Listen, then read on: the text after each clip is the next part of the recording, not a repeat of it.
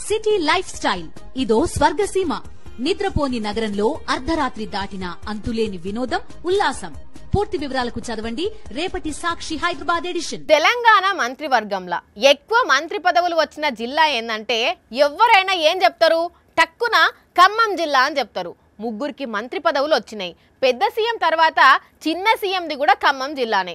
ముగ్గురు దమ్మున్న లీడర్లు జోరుగా నిధులు తెస్తారు. జిల్లాకు ఏం డౌట్ ఉండదు. అసలు ఖమ్మం జిల్లా పబ్లిక్ కు సమస్యలే ఉండయని అటు మంత్రులు చెప్పిండ్రు, బయట జిల్లాల పబ్లిక్ కూడా ఇదే అనుకున్నారు కదా. కానీ ఖమ్మం జిల్లా ఆసుపత్రి పరిస్థితి చూడుండ్రి ఎట్లున్నదో. పేరు గొప్ప ఊరు దిబ్బ, పైన పటారం లోన లోటారం అన్నట్టే ఉన్నది ఖమ్మం జిల్లాల పరిస్థితి. మరీ ముఖ్యంగా గవర్నమెంట్ దవాఖానాల ముచ్చటైతే నేను రాను బిడ్డో సర్కారు దవాఖానకు అనే పాటకి అదిగిదేస్తున్నది. కండ్లకు గడుతున్నదుల్లా దవాఖానకు వచ్చిన పేషెంట్లే మస్తు బాధపడుతుర్రంటే వాళ్ళ బాధను చూసిన మనకు పానం తల్లడిల్లిపోవడే అవుతున్నది.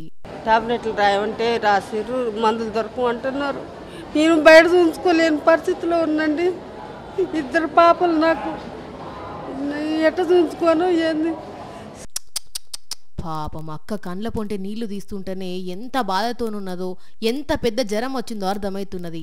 అట్లని అక్క ఒక్కదాని బాధే కాదు. రోజు వస్తే మళ్ళీ రేపు రాని చెప్తున్నారు. ఆ డాక్టర్ రాలేదు, ఈ డాక్టర్ రాలేదు, ఓటీపీ రాలేదు, మొత్తం చెప్తున్నారు. ఎక్స్రేలు రాలేదు, మళ్ళీ ఇదే టైం చేస్తారు. మా రోగాలు ఇప్పుడు దొరుకుతాయి. సరిగా కిడ్నీ ఇన్ఫెక్షన్ తీసుకొచ్చాం, ఇక్కడ ఎక్విప్మెంట్ లేదు, వెళ్తే ఉస్మానియాకి వెళ్ళండి లేదా గాంధీకి వెళ్ళండి లేదా ప్రైవేట్లో చేయించుకున్నారు, మన దగ్గర లేవని డాక్టర్ గారు చెప్పారు.